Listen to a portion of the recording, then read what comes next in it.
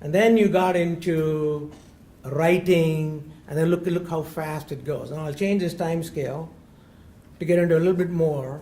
And then you talk about the printing press, and then 200 years later, you've got telescopes, and then you got another 100 years later before the steam engine comes, and then you start to see how the rapid change in technology and how much technology is changing and shaping how this globalization is working. The point is, technology is just running faster and faster and faster, and you want to keep up with it. You've got to be able to keep up with it. So the other trend is, we talked about from the hunter-gatherer to agriculture to industrial, and we talked about the knowledge economy, and now we're going to go into what I would call as the wisdom economy. And we'll talk about a little bit about what this wisdom economy means, okay? So let's talk about how do we shape the future out of all of this. So the question is, I got three big questions. One, will the middle class actually materialize? Will everybody is worried about, even the Fed is worried about whether to raise interest rates or not interest rates, because will China grow? What's the growth rate in China? Okay, well, it took about $1 of debt to get the growth. Now it's about $4 of debt for China. Will they not? We don't know.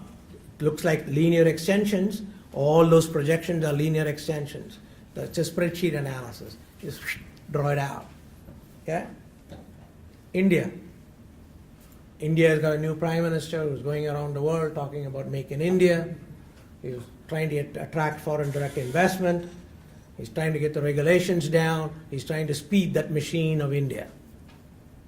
Okay? The developed economies are not sitting idle. They're saying, hey, we're going to go back to inshoring. We're not anymore outshoring. We're going to bring jobs back.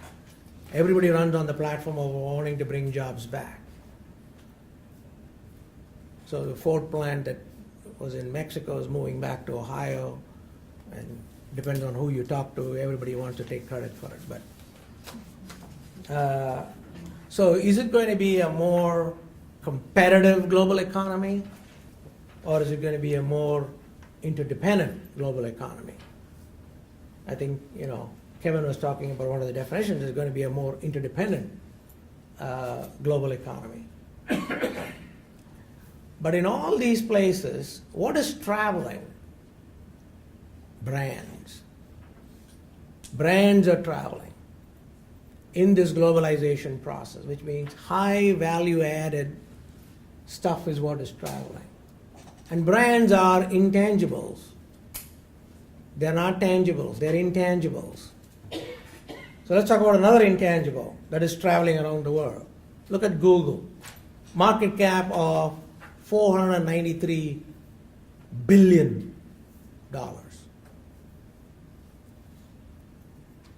There are about 50,000 searches every second, and every search that you do travels about 1,500 miles back and forth to a data center. Compression of time and space. Look at the flow that is growing. Look at Facebook. $295 billion market cap. They have over 1 billion users on a monthly basis. So you've got the Prime Minister of India, Narendra Modi, goes to Silicon Valley, makes a special visit there, and then he says, Facebook is the second most populous nation. He's redefining what a nation is. Just think of that. So is a nation having geographical boundaries is what nation is? Or is globalization just a shrinking of time and space and increasing the velocity right through?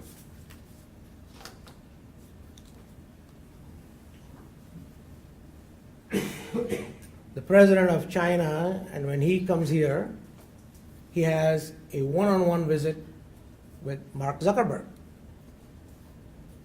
Why? So somewhere, this time and space is a reduction and this flow is just going. It's just going very, very rapidly. And so what I would call it as, what is going on is that we're building intelligence into every little piece. So if I take this, there's a lot of intelligence in here called apps, which allows me to compete in this time-space reduction and to deal with the flow that is going on. So it's about building this combination. There's a physical asset, there's a tangible asset, and there is an intangible asset inside this. That is what is enabling this rapid rise in globalization. And that's, so the global economy is going to be one that is going to be based on a set of tangibles and a set of intangibles. It's not only going to be competitive, it's going to be interdependent, but it's also going to be based on this. So it's all three. And that's part of the future that we see. So then the question is, how do you, so it's a very, very bright future. Because it's not that you're not going to be able to deal with this time-space compression. You are. Because technology is going to help you do that. So the outlook is brilliant. The outlook is brilliant. So the outlook also has a lot of opportunities. There are a lot of risks and threats. But the key is, can you convert those risks and threats into further opportunities? So let's talk a little bit about what those are. So the McKinsey Global Institute identifies a whole bunch of things. And what you will see here is that immediately it's advanced robotics. What is advanced robotics? It's a blending of an intangible, which is human intelligence, into a tangible, into a mechanical structure. So it is this blending that is going on, or it's automation of knowledge work. Next generation genomics. I mean, you can find out about DNA, and you got cures now based on DNA, and how they can get to various diseases. I mean, that's where the whole, medicine world is kind of going. So I could have a marker on me that can tell me and my children what's going to happen and everything that's going to happen in our lives. Medical history can be predicted. Okay? And it's mobile internet, it's clouds, because you need to have some, so we're not talking about factories anymore. We're talking about data farms. You go all through Oregon, there are data farms. Facebook has data farms in Oregon, they have one in North Carolina, in Virginia, and in Sweden. Data farms. A huge warehouses filled with servers. Okay? Advanced materials. But there are challenges. In this brilliant world, there are challenges.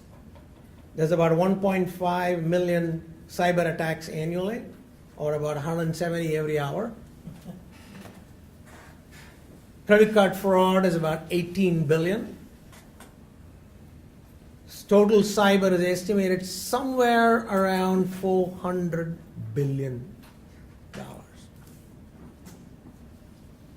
So they say, it's not a question of whether you are going to get hacked, it's a question of when.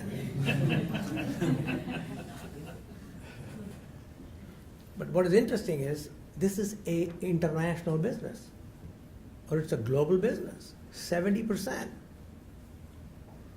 from other countries. So when there were ships going around, there were pirates. So you got all this opportunity, well, there's got to be the other side too. So that's as simple as how you think about cybercrime. It's not, it's not something that, hey, this cybercrime is something, there is money. So people go after it. Either one way or the other, legally or illegally, okay? But along with this, what we talked about, all the challenges, is just simple basics, if you kind of think about it. Clean, safe drinking water. Just think of what's going on in California now. Would anybody have ever predicted that a while ago? At some point in time, you see people think of, oh, clean water is Africa is a problem, okay? Well, California is a problem. Because at some point in time, all of these resources have to be brought back. Or let me take a human system. High density living. You've got all these mega cities where people are going to be crowded in. How do you live? How are the social systems going to evolve around that? It's going to be a whole different cultural change. You go to Japan and you go to Tokyo, and you will see an early sign of how those people have coped, how respectful they are of each other, of each other's space. So is the whole world ready for something like that? That's a dramatic change in how one is wired. So the world that we see is going to be one where it's not only going to be one kind of intelligent system that we started with, but a whole series of them. And they're all going to be interconnected with each other. And this is going to be, that's why you got some, squares with red dots around it, some with yellows, some that don't have anything, because they are all different systems that are going to be working harmoniously with each other in one way or another, where there is a combination of a tangible and an intangible. So then the question is, what do you do at a firm level? How does an individual firm deal with this kind of a landscape that might be there out into the future? So again, there are opportunities. Opportunities are always very simple. It's growth in revenue and in profit. Simple things that motivate everybody. But then there are risks and threats, and Dr. Kavishgill, Tamir, we talked about Tamir, who's the executive director of cyber, has got a book out. And so he risks 4 risks: country, financial, commercial, and cross-cultural. I had to give a plug for Tamir here. So it's a great book, by the way. It's a great book. But I added another one called natural. So you say, what is natural risk? Well, if you go to the Philippines and you want to do business in the Philippines, Philippines has 10,000 islands. At any given point in time, it ranges from 7,000 to 12,000. There are cyclones, hurricanes that happen all the time. So you need to be prepared for that. So there are natural, you can't go in and say, well, I can't do business, I got wiped out by a hurricane. Well, it's a natural disaster, it's going to happen. You go into Nigeria, well, plan for 20 days of strikes. It's a given. It's a given. Okay? But what we're also seeing is that there is an escalation, there is an escalation of these natural disasters that are going on around the world. The Ring of Fire is getting more active. You're seeing more of these natural disasters are going to come. So one's got to be prepared for it. That's all. It's a risk, it's a threat, it's an opportunity to figure out how you solve it. So if you want to go in growth in profit, well, there are 3 things that people typically do. One is you go after revenue, or you go after cost savings, or you go after something that is fairly strategic. So if it's a revenue, it's about portfolio expansion, it's about new markets, or it could be a less competitive market that you want to get into, and therefore you say, hey, I see an opportunity there for me to go and do that. Global sourcing, which is what everybody has done in terms of cost savings, been a major driver behind this world of globalization. Could be labor, it could be capital, or it could be scale, or you could be doing something very, very strategic. It's either because there's a competition out there, or there's a customer that is going out, or you need to follow your customer because your customer demands that you now service them in another country. Okay? But it's all about balancing this strategy